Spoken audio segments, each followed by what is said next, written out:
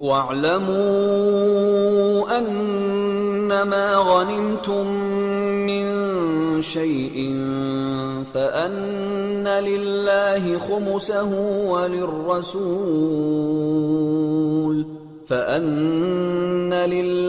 خمسه وللرسول ولذي القربى واليتامى والمساكين وابن السبيل إن كنتم آمنتم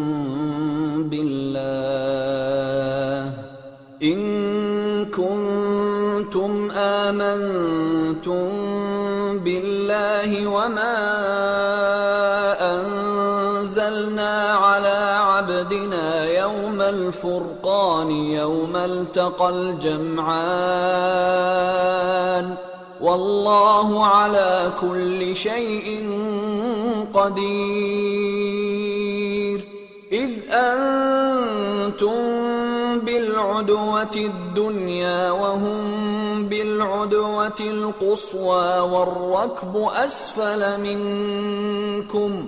ولو تواعدتم لاختلفتم في الميعاد ولكن ليقضي الله أمرا كان مفعولا ليهلك من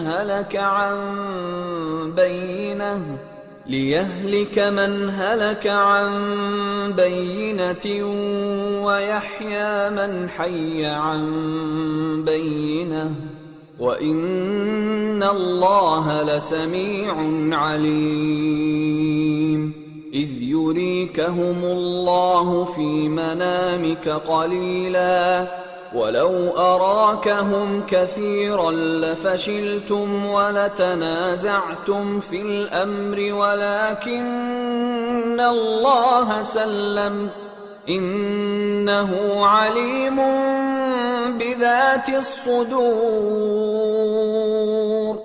وإذ يريكموهم إذ التقيتم في أعينكم قليلا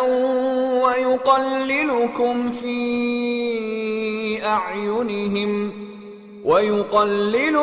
في أعينهم ليقضي الله أمرا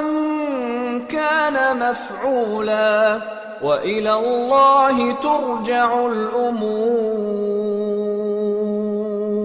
يا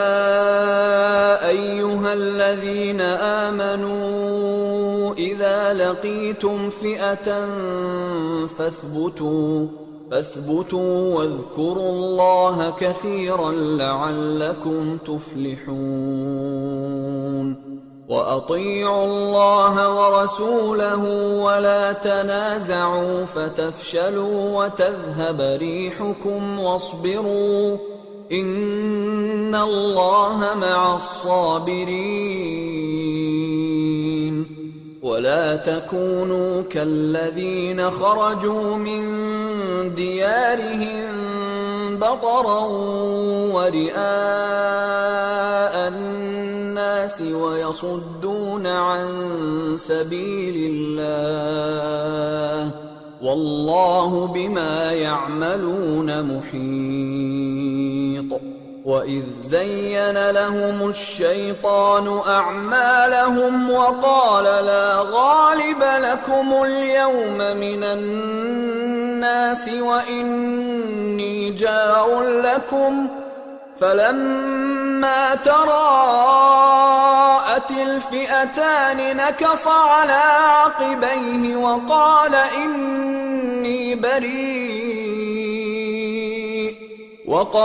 إني بريء منكم إني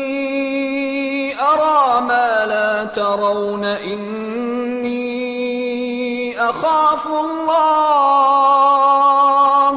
والله شديد العقاب. إذ يقول المنافقون والذين في قلوبهم مرض غر هؤلاء دينهم ومن يتوكل على الله فإن الله عزيز حكيم. ولو ترى إذ يتوفى الذين كفروا الملائكة يضربون وجوههم وأدبارهم وذوقوا عذاب الحريق ذلك بما قدمت أيديكم وأن الله ليس بظلام للعبيد كدأب آل فرعون والذين من قبلهم كفروا بآيات الله فأخذهم الله بذنوبهم إن الله قوي شديد العقاب ذلك بأن الله لم يك مغيرا نعمة أنعمها على قوم حتى يغيروا ما بأنفسهم وأن الله سميع عليم كدأب آل فرعون والذين من قبلهم كذبوا بآيات ربهم فأهلكناهم بذنوبهم وأغرقنا آل فرعون وكل كانوا ظالمين إن شر الدواب عند الله الذين كفروا فهم لا يؤمنون الذين عاهدت منهم ثم ينقضون عهدهم في كل مرة وهم لا يتقون فإما تثقفنهم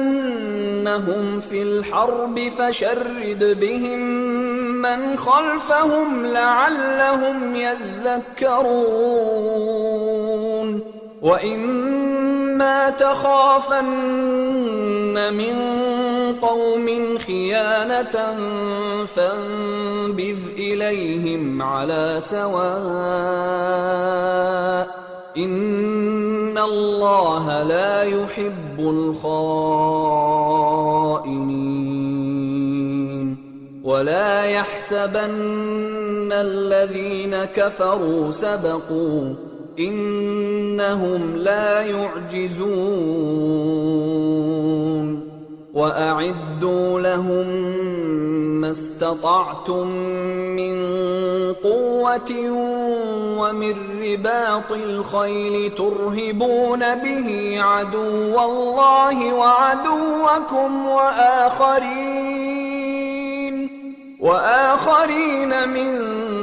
دونهم لا تعلمونهم الله يعلمهم وما تنفقوا من شيء في سبيل الله يوفى إليكم وأنتم لا تظلمون وإن جنحوا للسلم فاجنح لها وتوكل على الله إنه هو السميع العليم وإن يريدوا أن يخدعوك فإن حسبك الله هو الذي أيدك بنصره وبالمؤمنين وألف بين قلوبهم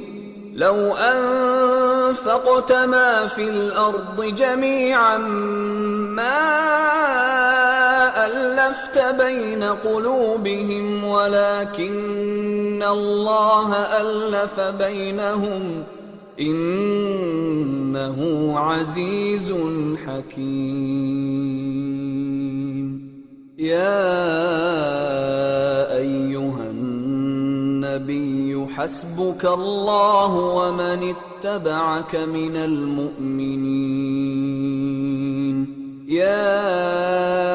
أيها أيها النبي حرض المؤمنين على القتال إن يكن منكم 20 صابرون يغلبوا 200 وإن يكن منكم 100 يغلبوا 1000 من الذين كفروا بأنهم قوم لا يفقهون الآن خفف الله عنكم وعلم أن فيكم ضعفا فإن يكن منكم 100 صابرة يغلبوا 200 وإن يكن منكم 1000 يغلبوا 2000 بإذن الله والله مع الصابرين ما كان لنبي أن يكون له أسرى حتى يثخن في الأرض تريدون عرض الدنيا والله يريد الآخرة والله عزيز حكيم لولا كتاب من الله سبق لمسكم فيما أخذتم عذاب عظيم فكلوا مما غنمتم حلالا طيبا واتقوا الله إن الله غفور رحيم يا أيها النبي قل لمن في أيديكم من الأسرى إن يعلم الله في قلوبكم خيرا يؤتكم خيرا مما أخذ منكم ويغفر لكم والله غفور رحيم وإن يريدوا خيانتك فقد خانوا الله من قبل فأمكن منهم والله عليم حكيم إن الذين آمنوا وهاجروا وجاهدوا بأموالهم وأنفسهم في سبيل الله والذين آووا ونصروا أولئك بعضهم أولياء بعض والذين آمنوا ولم يهاجروا ما لكم من ولايتهم من شيء حتى يهاجروا وإن استنصروكم في الدين فعليكم النصر إلا على قوم بينكم وبينهم ميثاق والله بما تعملون بصير والذين كفروا بعضهم أولياء بعض إلا تفعلوه تكن فتنة في الأرض وفساد كبير والذين آمنوا وهاجروا وجاهدوا في سبيل الله والذين آووا ونصروا أولئك هم المؤمنون حقا لهم مغفرة ورزق كريم. والذين آمنوا من بعد وهاجروا وجاهدوا معكم فأولئك منكم، وأولو الأرحام بعضهم أولى ببعض في كتاب الله، إن الله بكل شيء عليم. أعوذ بالله من الشيطان الرجيم. براءة من الله ورسوله إلى الذين عاهدتم من المشركين، فسيحوا في الأرض 4 أشهر واعلموا أنكم غير معجز الله وأن الله مخزي الكافرين. وأذان من الله ورسوله إلى الناس يوم الحج الأكبر أن الله بريء من المشركين ورسوله، فإن تبتم فهو خير لكم، وإن توليتم فاعلموا أنكم غير معجز الله، وبشر الذين كفروا بعذاب أليم. إلا الذين عاهدتم من المشركين ثم لم ينقصوكم شيئا ولم يظاهروا عليكم أحدا فأتموا إليهم عهدهم إلى مدتهم، إن الله يحب المتقين. فإذا انسلخ الأشهر الحرم فاقتلوا المشركين حيث وجدتموهم وخذوهم واحصروهم واقعدوا لهم كل مرصد، فإن تابوا وأقاموا الصلاة وآتوا الزكاة فخلوا سبيلهم، إن الله غفور رحيم. وإن أحد من المشركين استجارك فأجره حتى يسمع كلام الله ثم أبلغه مأمنه، ذلك بأنهم قوم لا يعلمون. كيف يكون للمشركين عهد عند الله وعند رسوله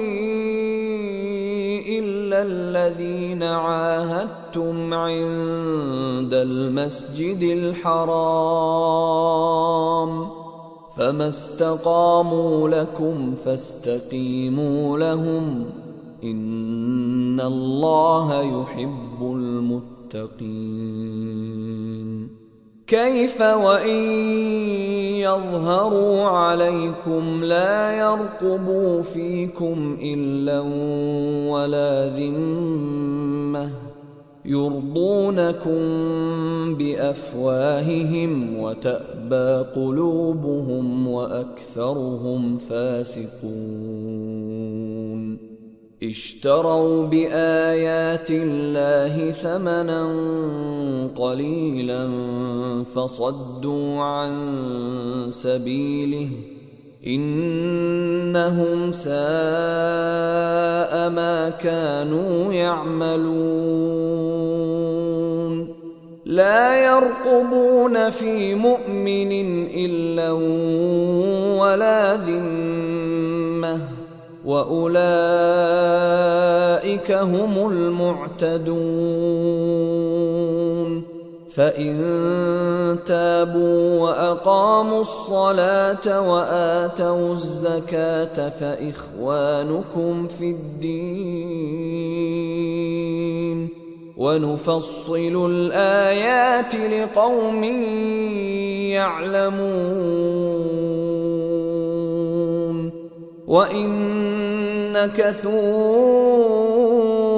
أيمانهم بعد عهدهم وطعنوا في دينكم فقاتلوا أئمة الكفر إنهم لا أيمان لهم لعلهم ينتهون. ألا تقاتلون قوما نكثوا أيمانهم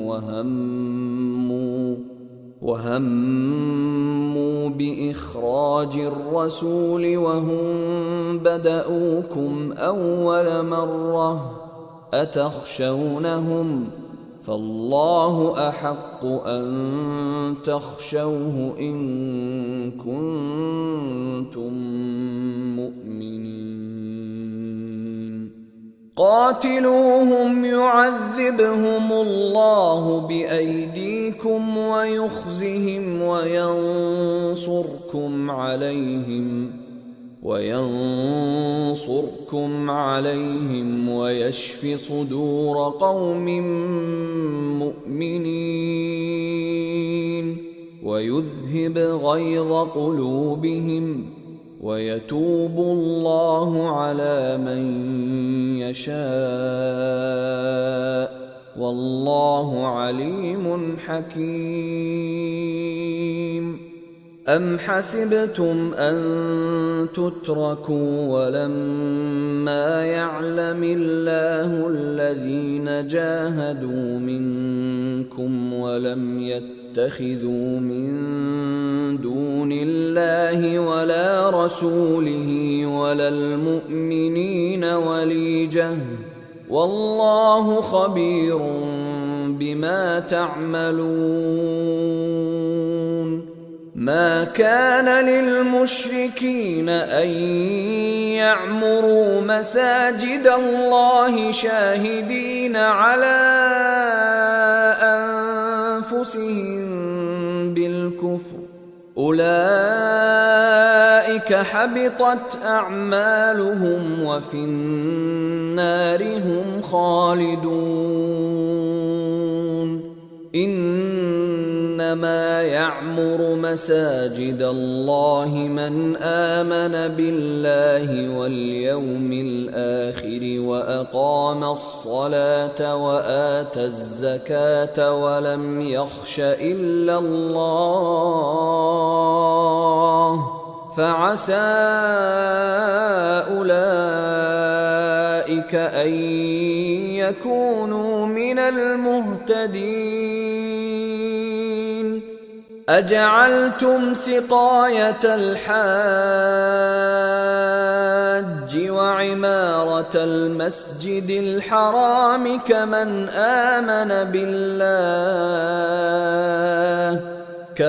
آمن بالله واليوم الآخر وجاهد في سبيل الله لا يستوون عند الله والله لا يهدي القوم الظالمين.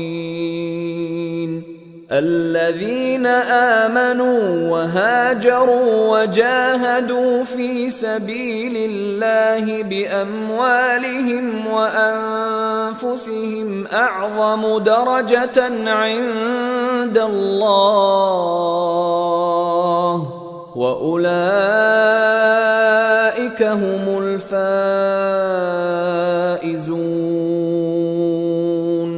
يبشرهم ربهم برحمة منه ورضوان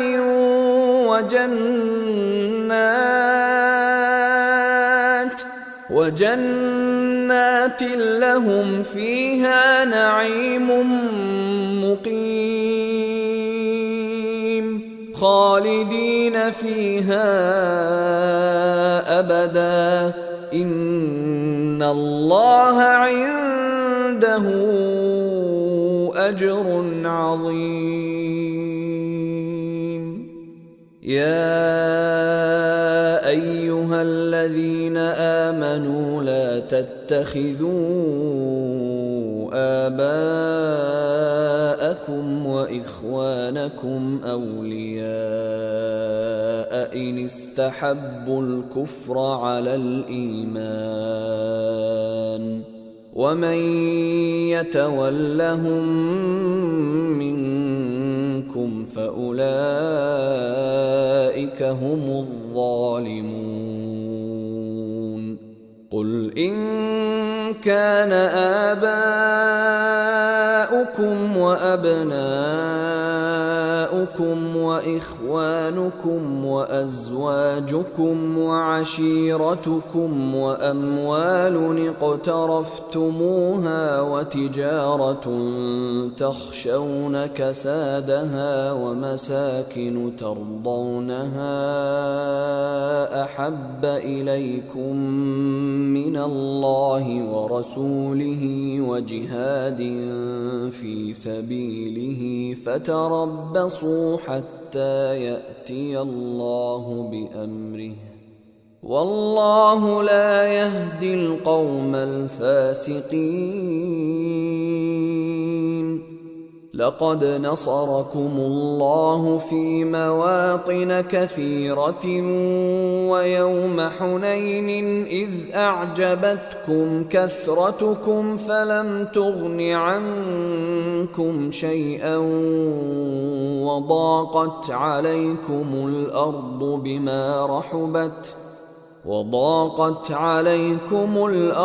بما رحبت ثم وليتم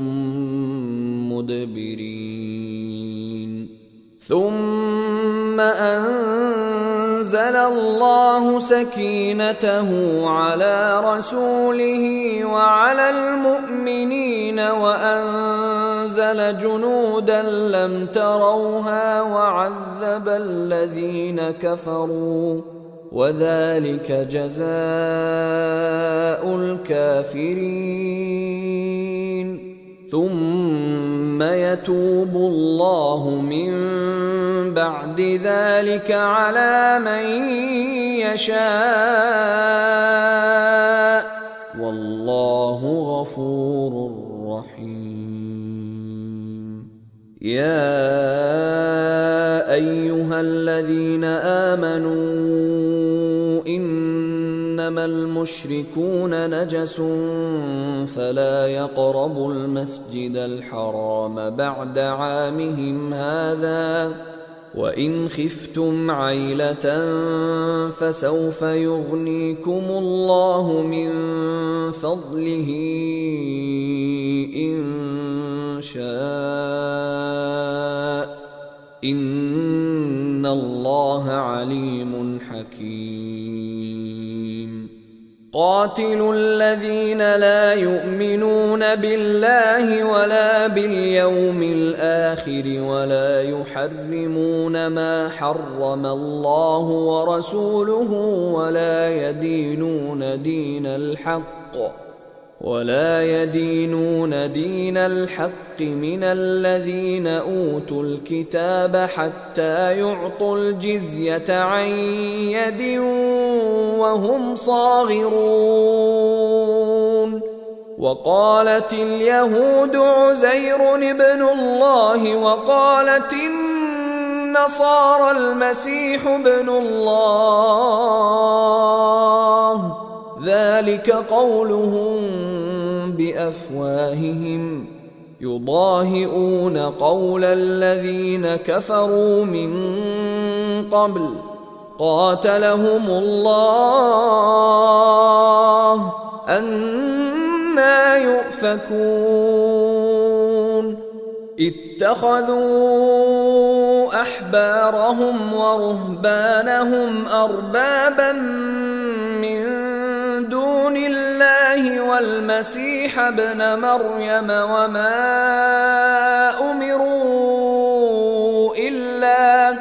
وما أمروا إلا ليعبدوا إلها واحدا لا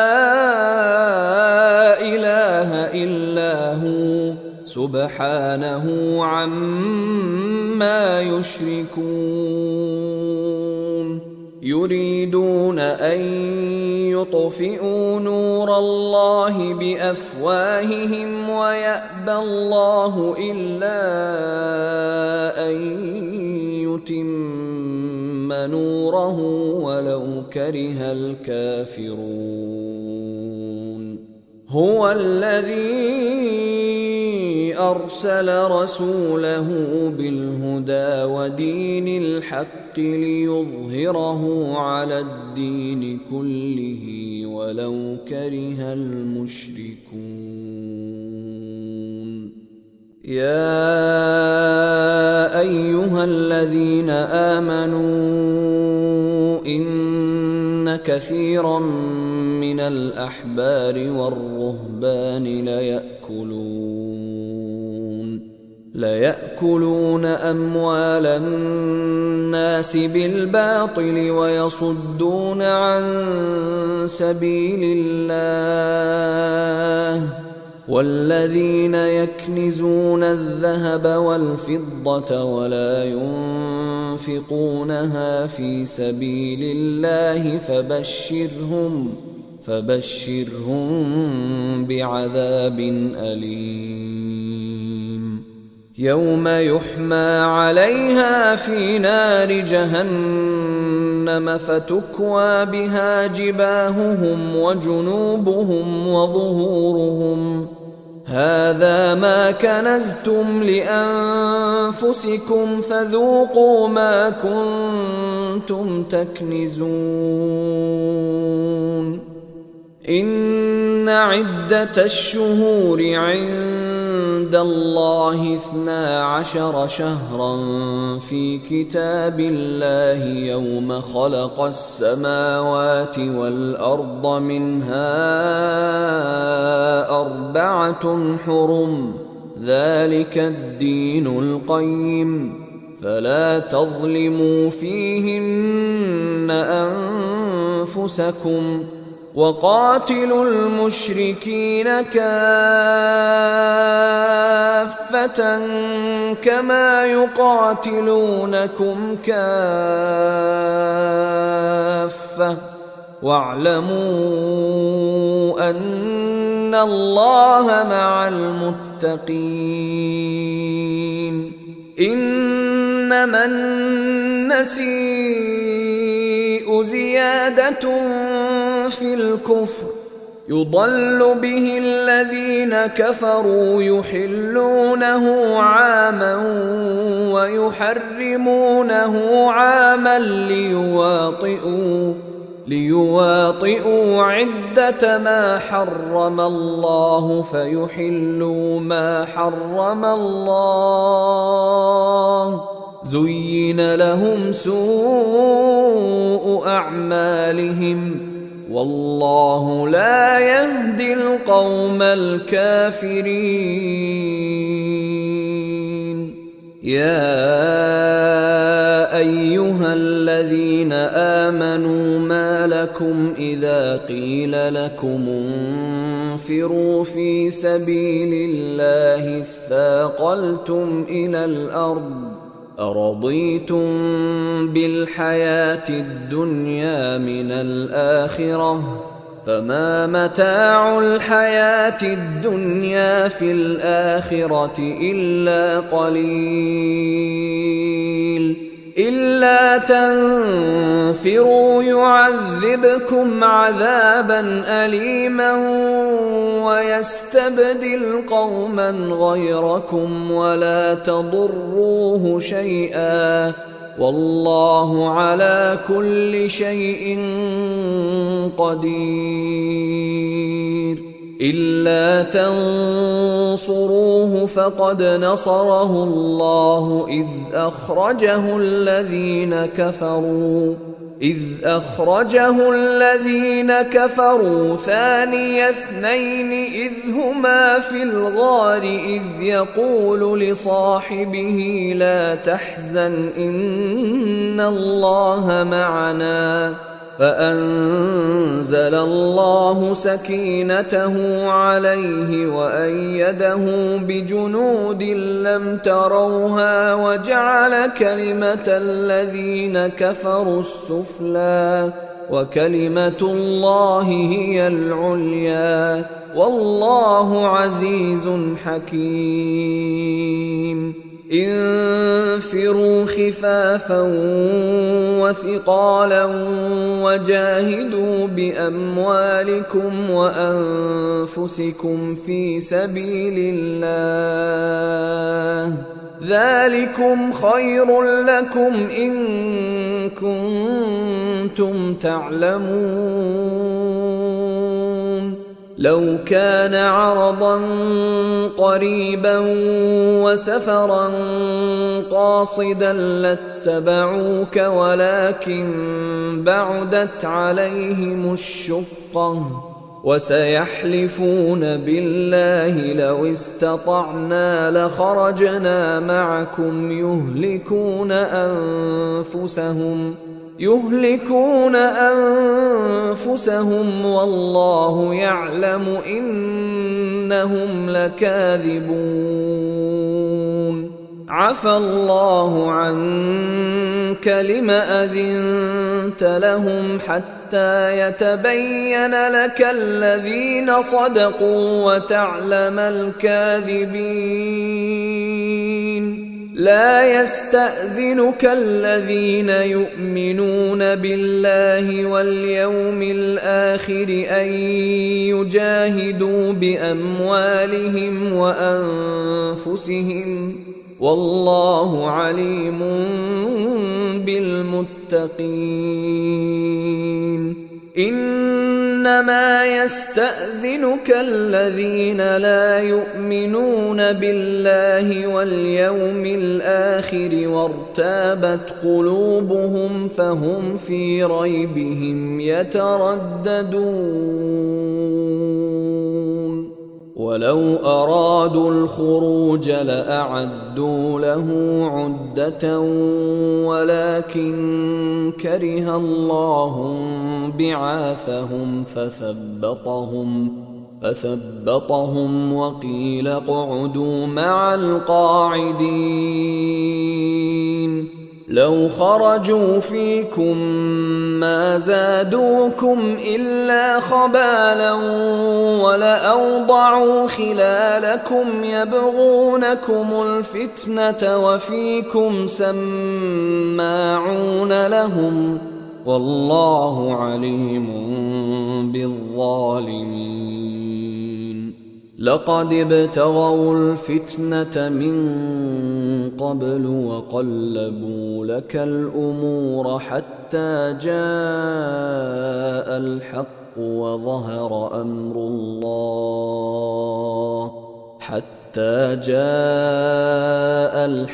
وظهر أمر الله وهم كارهون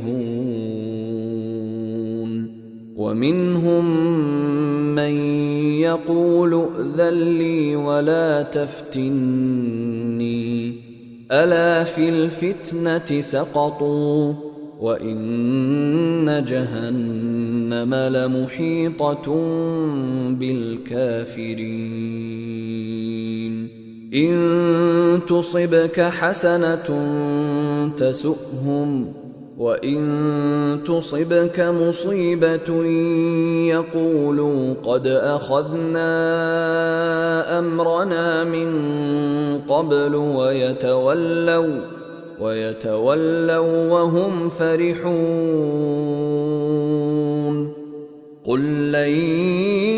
يصيبنا إلا ما كتب الله لنا هو مولانا وعلى الله الله فليتوكل المؤمنون قل هل تربصون بنا إلا إحدى الحسنيين ونحن نتربص بكم أن يصيبكم الله بعذاب من عنده أو بأيدينا فتربصوا إنا معكم متربصون قل أنفقوا طوعا أو كرها لن يتقبل منكم إنكم كنتم قوما فاسقين وما منعهم أن تقبل منهم نفقاتهم إلا أنهم كفروا بالله وبرسوله ولا يأتون الصلاة إلا وهم كسالى ولا ينفقون إلا وهم كارهون فلا تعجبك أموالهم ولا أولادهم إنما يريد الله ليعذبهم بها في الحياة الدنيا وتزهق أنفسهم وهم كافرون ويحلفون بالله إنهم لمنكم وما هم منكم ولكنهم قوم يفرقون لو يجدون ملجأ أو مغارات أو مدخلا لولوا إليه وهم يجمحون ومنهم من يلمزك في الصدقات فإن أعطوا منها رضوا وإن لم يعطوا منها إذا هم يسخطون ولو أنهم رضوا ما آتاهم الله ورسوله وقالوا حسبنا الله سيؤتينا الله من فضله ورسوله إنا إلى الله راغبون إنما الصدقات للفقراء والمساكين والعاملين عليها والمؤلفة قلوبهم وفي الرقاب والغارمين وفي سبيل الله وابن السبيل فريضة من الله والله عليم حكيم ومنهم الذين يؤذون النبي ويقولون هو أذن قل أذن خير لكم يؤمن بالله ويؤمن للمؤمنين ورحمة للذين آمنوا منكم والذين يؤذون رسول الله لهم عذاب أليم يحلفون بالله لكم ليرضوكم والله ورسوله أحق أن يرضوه إن كانوا مؤمنين ألم يعلموا أنه من يحادد الله ورسوله فأن له نار جهنم جهنم خالدا فيها ذلك الخزي العظيم. يحذر المنافقون أن تنزل عليهم سورة تنبئهم بما في قلوبهم قل استهزئوا إن الله مخرج ما تحذرون ولئن سألتهم ليقولن إنما كنا نخوض ونلعب قل أبالله وآياته ورسوله كنتم تستهزئون لا تعتذروا قد كفرتم بعد إيمانكم إن نعف عن طائفة منكم نعذب طائفة بأنهم كانوا مجرمين. المنافقون والمنافقات بعضهم من بعض يأمرون بالمنكر وينهون عن المعروف ويقبضون أيديهم نسوا الله فنسيهم إن المنافقين هم الفاسقون. وعد الله المنافقين والمنافقات والكفار نار جهنم خالدين فيها هي حسبهم ولعنهم الله ولهم عذاب مقيم. كالذين من قبلكم كانوا أشد منكم قوة وأكثر أموالا وأولادا فاستمتعوا بخلاقهم فاستمتعتم بخلاقكم كما استمتع الذين من قبلكم بخلاقهم وخضتم كالذي خاضوا أولئك حبطت أعمالهم في الدنيا والآخرة وأولئك هم الخاسرون. ألم يأتهم نبأ الذين من قبلهم قوم نوح وعاد وثمود وقوم إبراهيم وأصحاب مدين والمؤتفكات أتتهم رسلهم بالبينات فما كان الله ليظلمهم ولكن كانوا أنفسهم يظلمون. والمؤمنون والمؤمنات بعضهم أولياء بعض يأمرون بالمعروف وينهون عن المنكر ويقيمون الصلاة ويؤتون الزكاة ويطيعون الله ورسوله أولئك سيرحمهم الله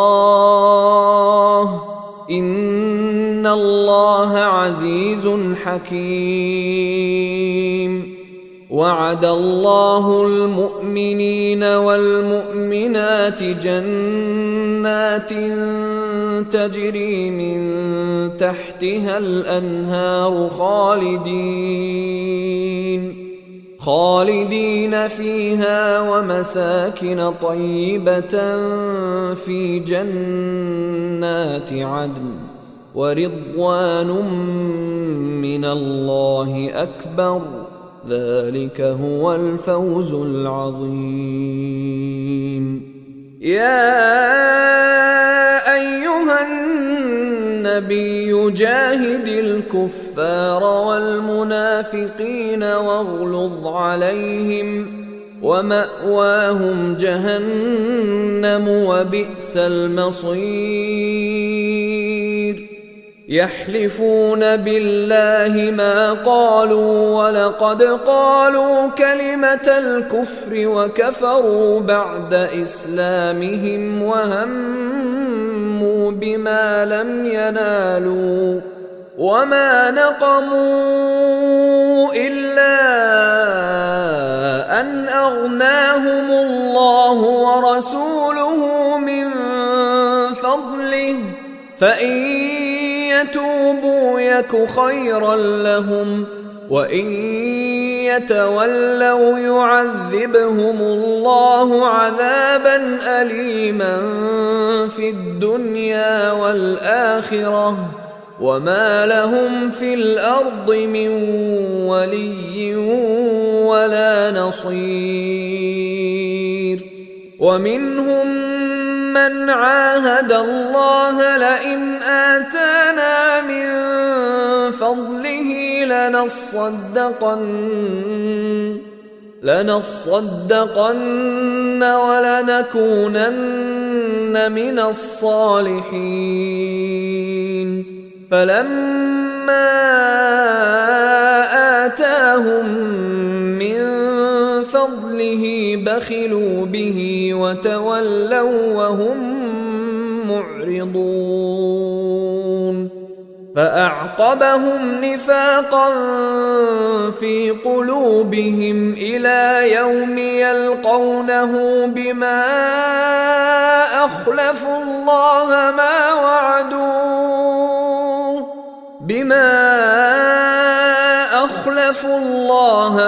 وعدوه وبما كانوا يكذبون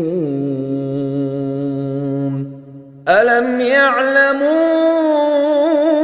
أن الله يعلم سرهم ونجواهم وأن الله علام الغيوب الذين يلمزون المطوعين من المؤمنين في الصدقات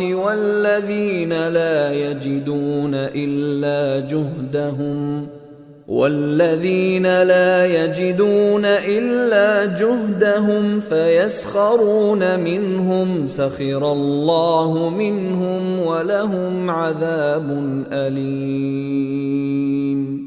استغفر لهم أو لا تستغفر لهم إن تستغفر لهم 70 مرة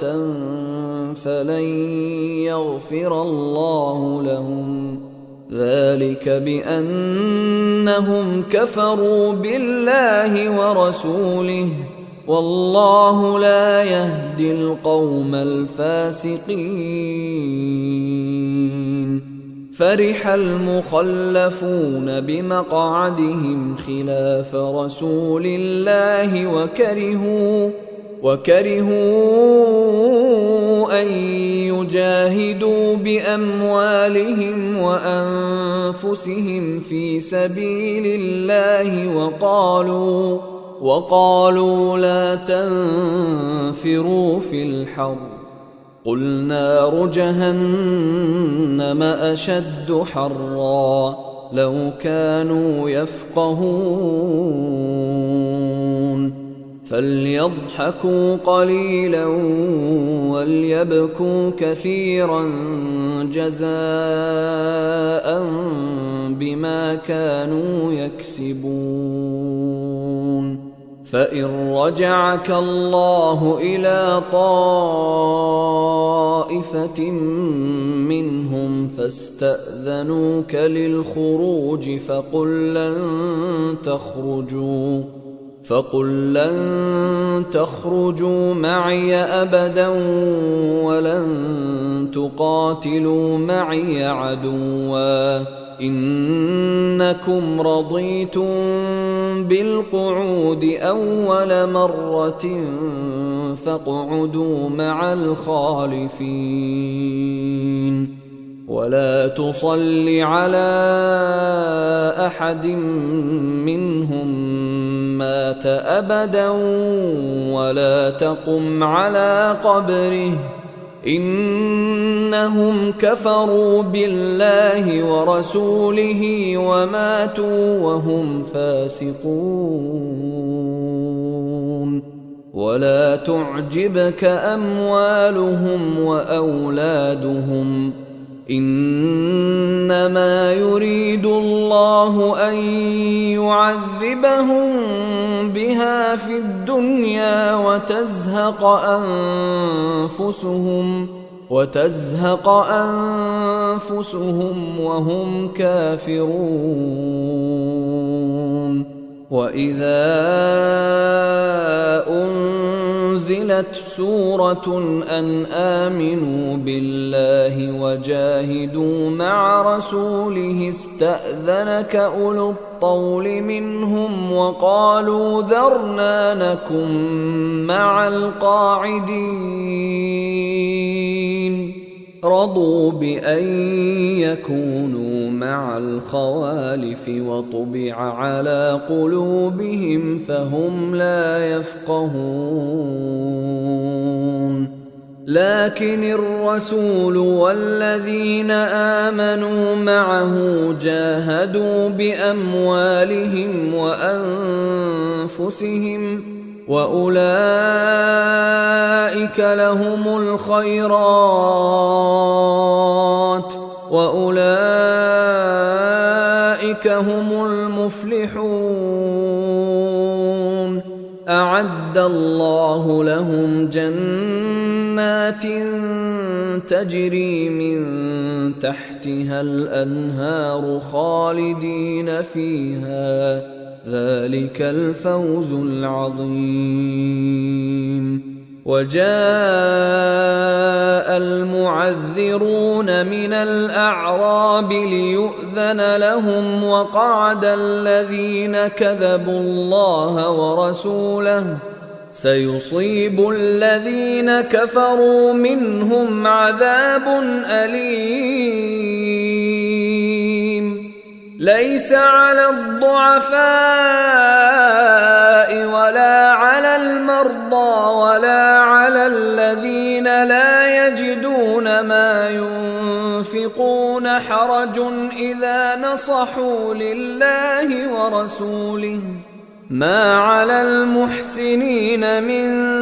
سبيل والله غفور رحيم ولا على الذين إذا ما أتوك لتحملهم قلت لا أجد ما أحملكم عليه تولوا وأعينهم تفيض من الدمع حزنا ألا يجدوا ما ينفقون إنما السبيل على الذين يستأذنونك وهم أغنياء رضوا بأن يكونوا مع الخوالف وطبع الله على قلوبهم فهم لا يعلمون